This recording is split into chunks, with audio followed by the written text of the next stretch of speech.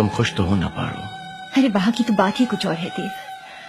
बड़ा मकान, बड़ी जमींदारी, बड़े बड़े लोग, बड़ी बड़ी बातें। बड़ी बड़ी बातें।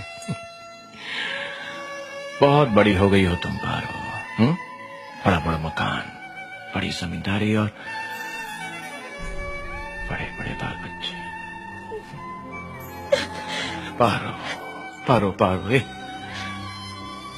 और ये देखो, ये हमारे प्यार और जुदाई की निशानी। तुम तो गांव छोड़कर, रिश्ते नाते तोड़कर चली गई, पर मैं अभी भी इनसे बंधा हुआ हूँ। ये और तुम्हारी यादें मेरे दामन से। ये क्या है? चंद सिक्के, 3 रुपए, जिससे सिर्फ यादें खरीदी जा सकती है। ये तो मेरे हैं। तुम चोर चोर। अब इन्हें वापस भी लूंगा तो मैं सूद के साथ वापस लूंगा। पर कितना सूद लोगे? वही 2 टका। ऐसा करते हैं, तुम पारो पंडित बन जाओ और देवदास के लिए एक रिश्ता ढूंढो। शराब पीना छोड़ दो देव। ना पारो, छोड़ दो देव। ना। कोशिश तो करो। ना। छोड़ सकते हो। वादा करो कि आज के बाद तुम शराब नहीं पीओगे।